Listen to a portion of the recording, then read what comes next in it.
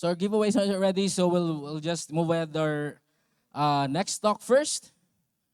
Our next speaker is not the new, it's your second time here, right?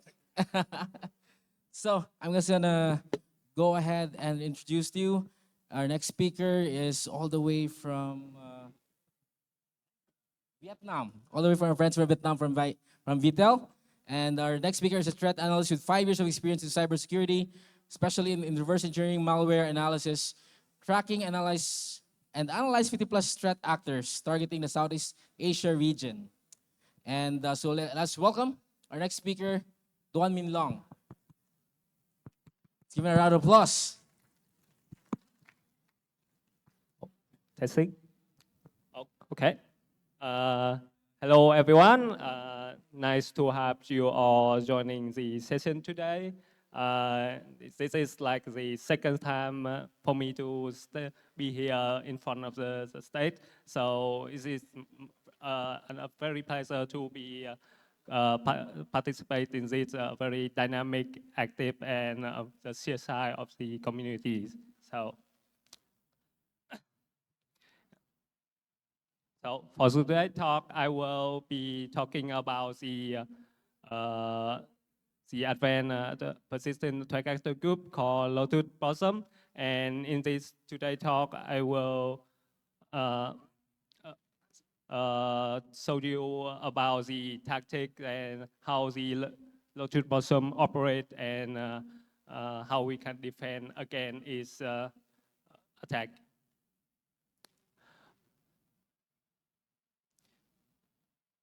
So a bit introduction about me. My name is Long. I come from Vietnam. I currently working as threat analyst at Viettel Cybersecurity, and my main job is perform malware analysis and APT tracking, and also incident response for the Viettel Threat Intelligence team. My main interest is in malware, Windows, and also in free time some embedded hardware research. So for today's agenda, in the first part, we will look into who is the Lotus Blossom threat actor group. And in the second part, I will talk about an attack campaign conducted by the Lotus Blossom. And then we will moving on to the malware analysis and how they defend again from current EDR solution. And for the fourth part, I will talk about the attribution to the threat actor, and finally some conclusion. So, do anyone here have ever heard about the Lotus Blossom threat actor here in this? So I will introduce a quick introduction of this group. So the Lotus Blossom have been active for quite some time, since 2009, and they still active until present. So they come with many names. The most famous one is Lotus Blossom, but you could have heard they call Spring Dragon or Billbug or the Elite Group.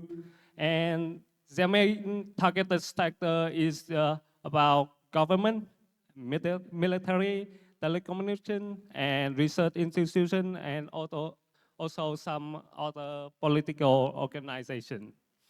For their arsenal, the malware, they comprise of various tools. The most famous, the Aliceberg. Also, there are also the Snake Runner, the Cyber Cobra Strike, some of the tools like NPS tool and the Shadow Shell malware. And their most common tactic is using spear phishing with weaponized document. The weaponized document could contain malware, like Cobra Strikes. Also, they exploiting some bug in the Office document. And another strategy they are use is strategic web compromise, the waterhole attack, and also they using persistent command and control infrastructure to perform data extraction and espionage. For about the victim, the Lotus Blossom mainly targeted the victim in the Asia, the Southeast Asia region. We currently have found many incidents in some like in Thailand, Vietnam, and also Philippines. We also see they are extending their targeted country to include like Taiwan, Japan. Well, in some reports, they also targeted in the APAC region, also including the United States or Canada. Uh, the Lotus Blossom is a nation-state threat actor, so the main targeting is the government for collecting data and information on how the policy and the government rule making, and also and they are targeting on the telecommunication. Telecommunication have become a very vital part in our lives, so they are like the backbone for the communication and the information to be transferred. So attack on telecommunication could interrupt a whole nation. You could have heard like the attack on the AT&T on the United States. Yeah, which breaching and like the largest espionage attack in the last year. And also in the they also target on the defense, the military, in order to like stay ahead in the world conflict. Information on like how we develop our military defense and how we where we provide the how we come up with deal with the conflict up ahead could make a major change.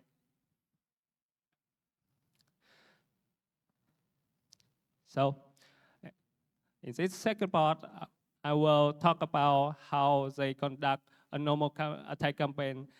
This attack campaign were conducted in the 2024. They usually we doing our investigation. We out the threat actor have carried out multiple attacks in the 2024, and we have seen a clearly three phase here in spreading very equally in throughout the year. The first phase is like is targeting the telecommunication and the government. It starts from January or maybe way over before that until the March 2024. And then in the next attacking campaign on July 2024 until September 2024, the attacker were targeting using phishing campaign on government and military and some insurance sector. And finally, for the third campaign, the on targeting government and insurance sector, the campaign was carried out on October until December. So much of these attacks employ similar tactics with just some minor update in their tool set and their tactic a bit. We will get into that detail later.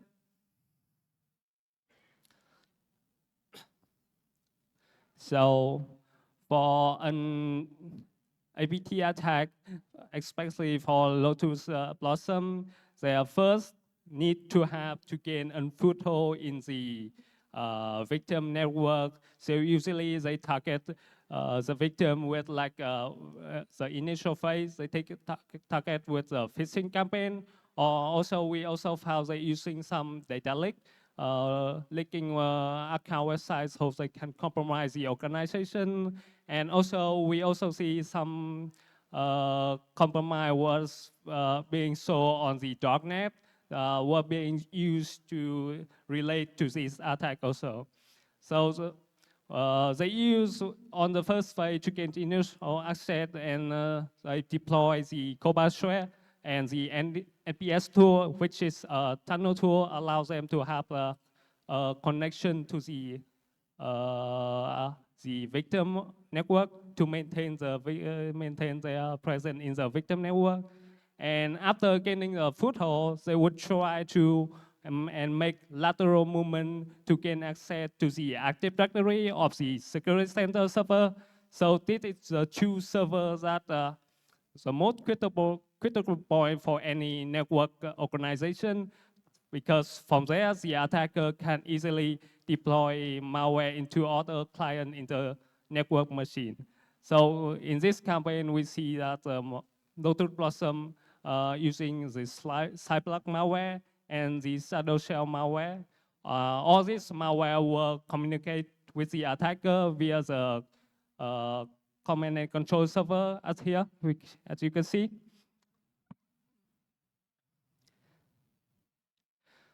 The phishing file we find during our investigation were mainly related to job offer document, and some of the files also like spoof the spoof at an ISO image, but it's actually WinRAR cell extract executable.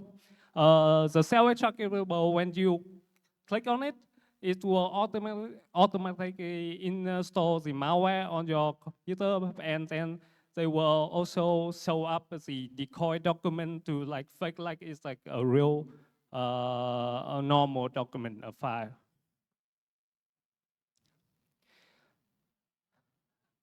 So after infected the victim machine, they will set up the persistent using the task scheduler. They create a task name called Adobe Update Task, which is configured to execute the legitimable as the follow as the directory C user after the roaming Adobe every 30 minutes. The legit executable was then loading a malicious DLL via the DLL Side loading technique in order to running the malware. After that, they was then moving on to gain credential access.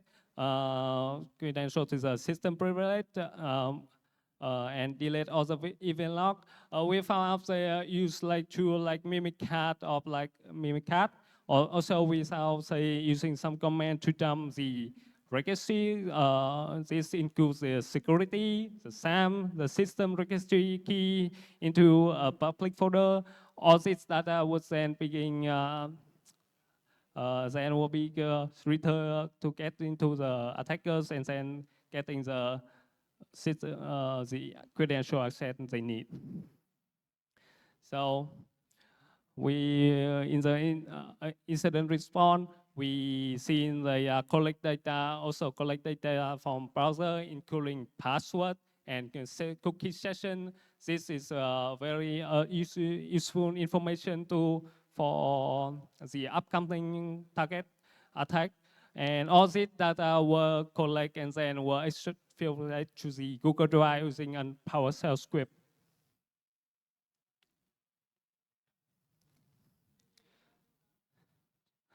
For the lateral movement, after gaining a foothold in the network, they will try to take access to more valuable server like the Active Directory of the Security Center. So they perform the next type of threat by using the SPM exec tool.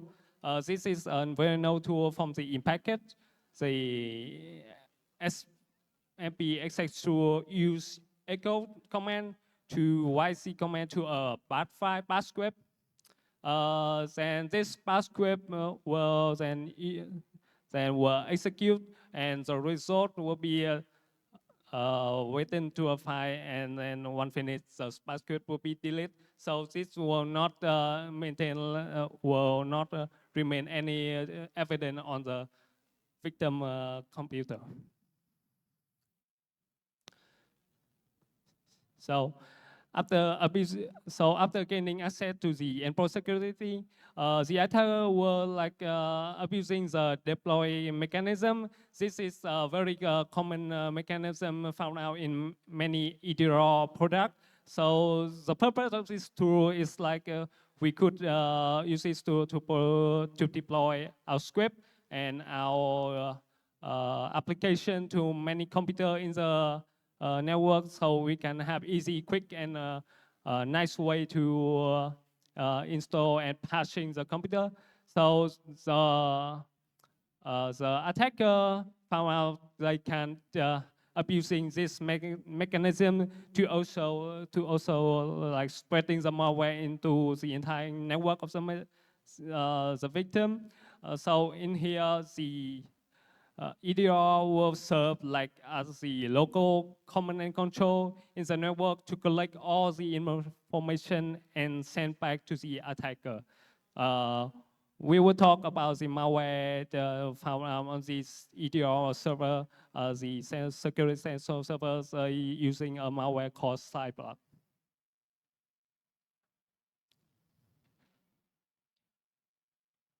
So we will in this next talk, I will talk about the malware analysis and the malware what is used in this campaign, and have some of the techniques they use to evade from the being detected and stay under the radar for a very long period of time.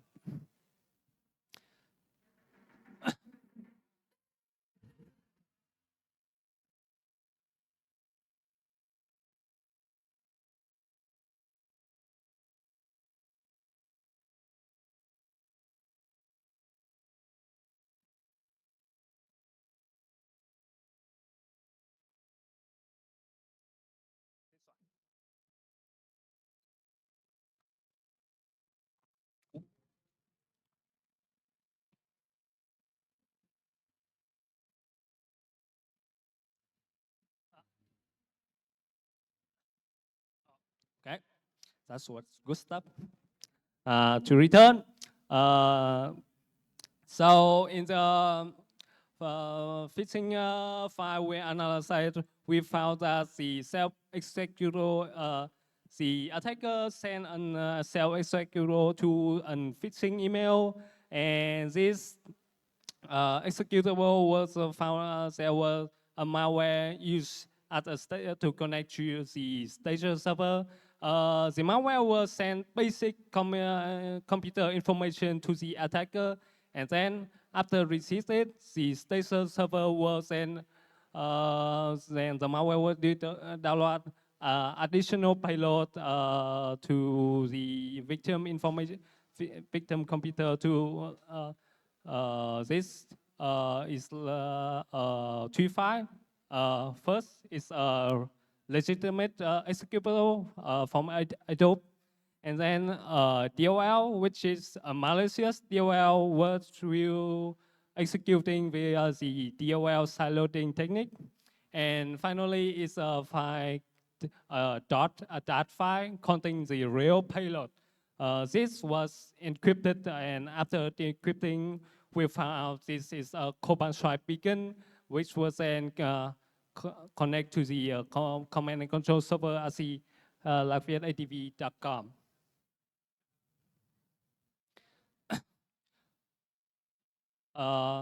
So the malicious DLL was executed via DLL siloing technique, and then it will locate the payload, which is based on the 16-byte signature embedded at the end of the file. You can see the signature which embedded in the malware below, and then in the file, they will try to, based on signature, to locating the payload. And after locating the payload file, and on the payload file is a structure like the first 16 byte is a decryption key which contains a key and an IV, and then the next keyword contains where the offset to the start of the payload, and the next keyword contains the end of the payload, and after that is the data, and then the end is the signature. So based on this, they will try to decrypt the Command Strike beacon payload embedded in the file. After decrypting the payload, the second stage payload we found out is a shellcode that when execute will continue to decrypt the final payload embedded with it.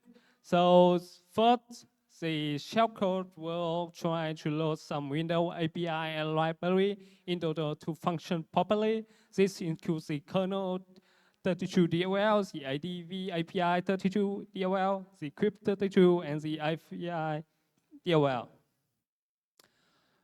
The final payload is decrypting using the AES CTR counter mode algorithm with both the key and the IV derived from the system information via a hash algorithm. There is a configuration value, and depend on it's one of two, the shellcode will decide to use an MD5 or an SHA1 hash algorithm to derive the key. And the information, the key, which data is used is also based on the configuration. It could be the hard disk volume series or the network adapter name. So after all that of decoding and decrypting, we will get the final result is a Command Strike beacon. We also found some sample which containing the NPS tool, which is a tunnel tool, like I mentioned earlier. After getting decrypted, the payload will then get injected into the aggressive hot executable, and the malware was function in memory. You can see here is a normal typical Command Strike configuration with the PE5 after decoding. So moving on to the cyberplug malware, when we investigated the security center, we found a different kind of malware. When we try to look at the original DLL name, the DLL name was called cyberplug.dll. Because all client machines have direct connection to the security center server, the attacker used the server as like the local command and control server to collect data from other machine. So the malware was implanted on the server quite very long, and is used like is pretend to be like a legitimate DLL belong to the security center server. So after the decoding and working on its internal, we found out this final payload is working very much like a command beacon in buy mode. So on analyze on this cyberplug malware, we found out this very sophisticated payload where in each state they were returning an V table containing the next stage its data. For this allows the attacker to easily to customize the malware's functionality depending on its purpose.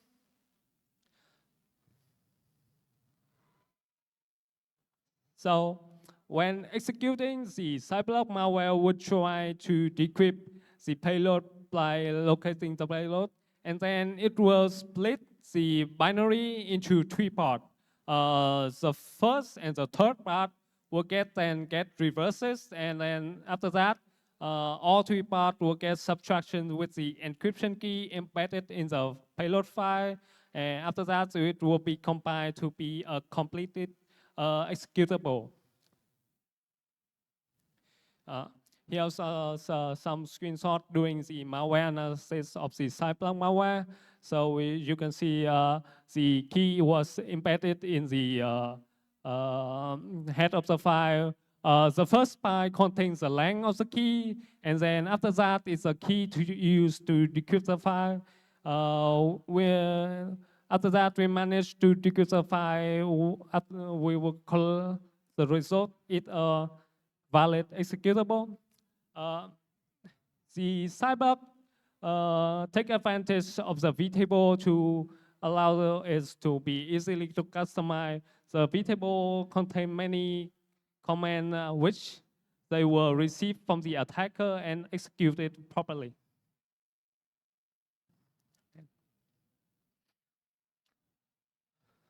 About its defensive mechanism, on analysis on the final payload, we'll find out that the malware will check its process name if it match with a predefined empty file head. And upon looking up and reverse the hash, we found that this hash was correspond with the ephost.interrogate.exe, which is a very common EDR product name. So we also found other hash for related to other EDR. So we see that the attacker take advantage of many EDR products, and we bypass them. And they also check for for forensic tool like the autorun, the check inject, the CI, the LTL, and many more in order to detect whether is it under forensic and investigation, and then they can delete themselves. So in order to stay to refrain from detect, they also using impersonate certification. So face certificate was installed in the Wisdom Trusted Root certificate to bypass security defender. We found out the certificate impersonates the Microsoft Corporation MSFT publisher. The certificate file which contain no counter signature and the signing time was invalid. So this is definitely a fake signature to try to get circumvent the security defender. So after gaining all the asset and spreading the malware into the victim organization network, so the attacker have somehow to get all the data they collect to send to the attacker server without being detected. And in order to do that, they using a very common technique, but we never found out until now is the domain fronting. So to hide communication, blend it with the network environment. So the attacker abuse the domain fronting technique on hosting provider to make the traffic appear to come from a legitimate website. This technique was quite old. It was discovered in 2017 in order to circumvent some service ban in some country like Russia, Telegram service, and till now we see that most hosting providers have recently disabled the tactic, but during the attack, we found that the attacker mainly abuse the fastly hosting servers. Fastly like hosting many popular servers like Python, like image serving CDN. So here's a technical mechanism of how the domain fronting works. First, the client will make the DNS query to the real website they want to visit, and then the DNS will reply is CNAME, CDN servers, its IP. After obtaining the IP, the client will try to make a HTTP request containing the hot header, but with a modified hot header. The hot header will be point to the attacker control website. So when they make an HTTP request, it will be forwarded to CDN server, but the CDN server will based on the hot header to locate the real website to because the hot header is have been modified, it will be sent to the attacker web control server instead of the real server website. So in order to detect this kind of abusing mechanism in our internal network, we could rely on the TOS 1.2 handshake mechanism. So because the server will rely on the SNI field, as I mentioned earlier, to be able to operate the SSL certificate. So if we detect the anomaly within the SNI field and the hot header of the HTTP request, we could detect that there is someone abusing the domain fronting in the internal network. So for this campaign, we found out that the attacker was abusing a bunch of domain, which we will relate here. All these domain are very, very legitimate, but and we try to find the real attacker on the CDN is not easy one to revert to the real attacker controlling CDN, so they can maintain a low profile and not easily able to be detected. So about the attribution of the attacker of this attack campaign, upon studying the available and monitoring the attacker activity throughout the campaign, we have found out that most of their operation will carry out between 7 and 9 p.m., which on the GMT plus 8 hour.